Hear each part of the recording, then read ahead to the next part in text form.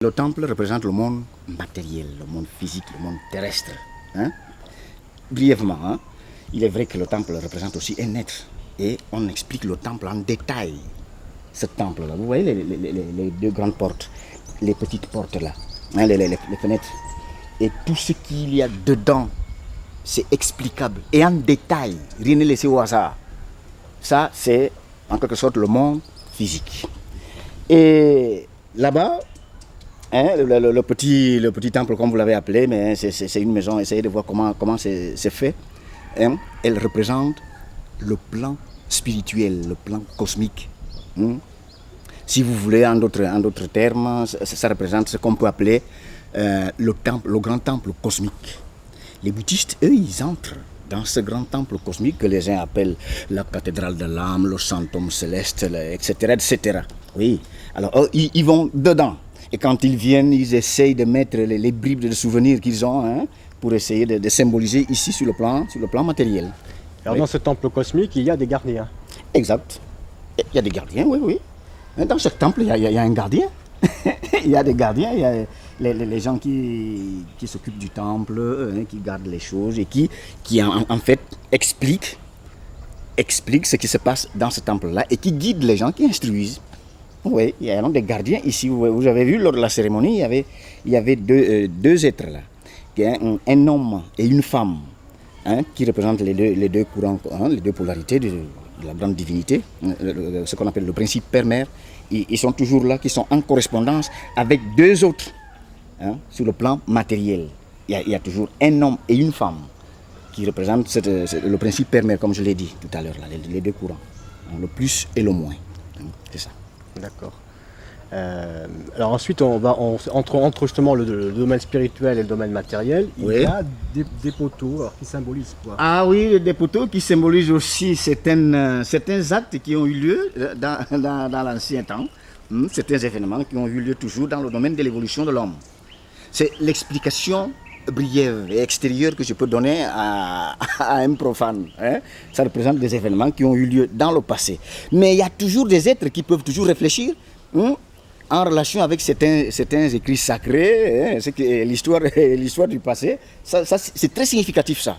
Puisqu'on a toujours cru que les beaux gars, ça c'est le satanisme, c'est ceci, c'est cela. Mais non, rien n'est plus faux. Hein.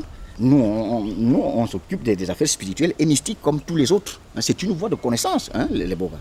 Une voie de connaissance divine, pas une voie de connaissance diabolique, comme on le dit, non, mon frère. Non. Alors, donc, ça représente, c'est un fait du passé, mais qui continue à être actuel. Ça continue dans le domaine de l'évolution de l'homme, de l'humanité. Voilà. D'accord. Nous, on ne dit pas le Père, le Fils et le Saint-Esprit. On ne dit pas ça.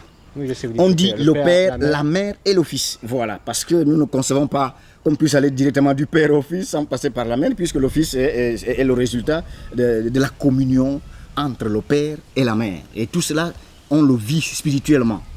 On ne le lit pas dans les livres, non. On va spirituellement, on vit tout cela. On voit, on entend, on sent, on vit tout cela en esprit, nous-mêmes, nous, les bouddhistes.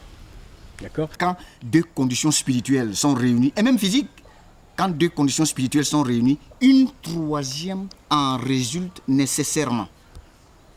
Ah oui, il y en a qui l'appellent la loi du triangle, d'autres traditions l'appellent la loi du triangle.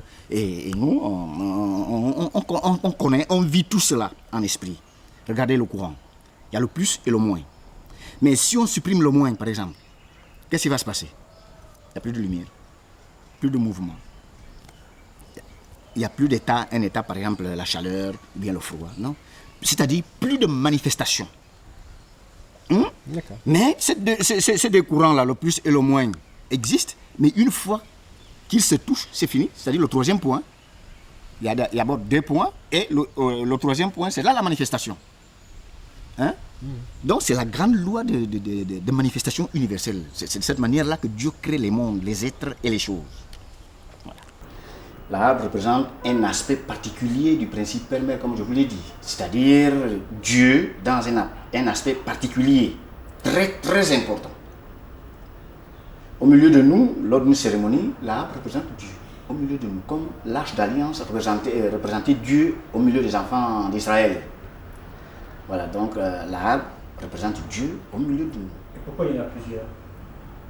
Mais pourquoi il y en a plusieurs? Mais ces harpes-là peuvent appartenir à d'autres personnes. Attention, hein, pas seulement à moi.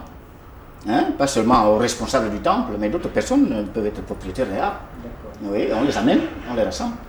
On utilise l'eau pour les ablutions mystiques, hein, on utilise les prières, on utilise un certain nombre de matériel et on utilise des rites tels que l'imposition des mains, le souffle.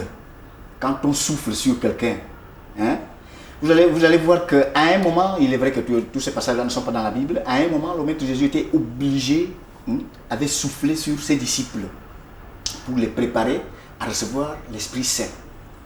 C'est exactement la même chose qu'on fait quand on prend, vous voyez ce bout de tissu blanc là, oui, ça représente la pureté, la haute spiritualité.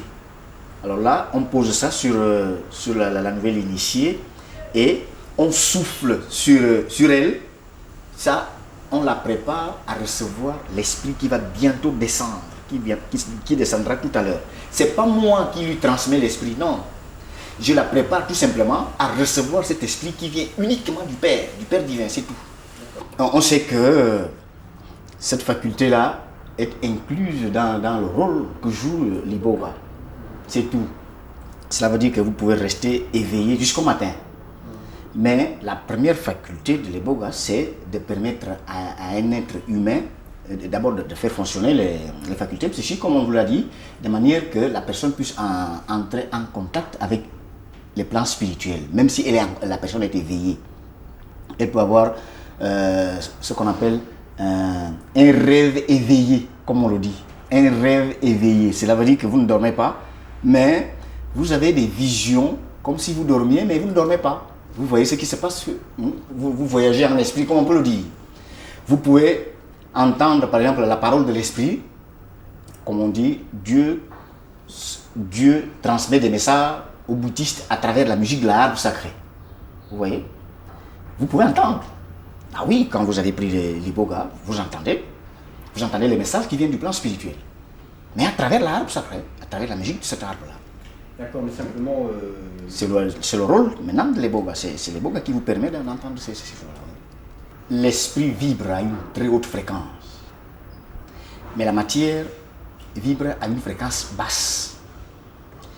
Quand l'esprit entre en contact avec la matière, c'est-à-dire le corps humain, qui est à fréquence basse, lui qui est à fréquence haute, l'esprit, tend à entraîner la matière dans sa fréquence. Et comme la matière, hein, les lettres physiques ne peuvent pas vibrer à sa fréquence, néanmoins, il y a quand même tentative. Hein? Tentative, il tend à l'entraîner dans sa fréquence, mais il y a quand même tentative de vibrer à sa fréquence. C'est-à-dire quand l'esprit entre en contact avec le corps physique. C'est ça qui provoque la transe. Donc vous dites qu'en fin de compte, il n'y a pas de simulation. À un moment donné, il n'y a aucune... Pas de simulation, je vous l'assure. Pas de simulation. Il y a un moment même où vous n'avez pas envie d'être en transe. Vous n'avez pas envie de vous laisser aller à ce genre de mouvement, hein, que vous n'arrivez pas à contrôler. Mais malgré cette tentative-là, vous ne parvenez pas. On vous entraîne toujours. C'est pas une simulation, ça. Jamais. Il y a même un passage dans la Bible comme ça. En ce qui concerne le Maître Jésus, quand il a ressuscité Lazare, on dit ça 2 fois. Hein, qu'il a tressailli au-dedans de lui-même. Il a tressailli 2 fois quand il a ressuscité Lazare, le Maître Jésus. Il a tressailli au-dedans de lui-même. Bon, quand on est en train de tressaillir au-dedans de soi-même, qu'est-ce qui se passe? Mais c'est une affaire intérieure. Mais si ça ne se manifeste pas extérieurement, on ne peut pas savoir que quelqu'un a tressailli au-dedans de lui-même. Mais puisque ça s'est manifesté extérieurement, on a vu peut-être un mouvement du corps qui fait peut-être comme ça, hein, peut-être comme ça, peut-être comme ça. Et alors, on a dit qu'il a tressailli au-dedans de lui-même. C'est une transe. C'est une transe. Même si les catholiques ne veulent pas l'admettre, les chrétiens, que le maître a pu être en transe. Alors, mais c'est ce mouvement-là qu'on entend par transe. Même si c'est produit en quelques secondes. Mais c'est toujours la transe.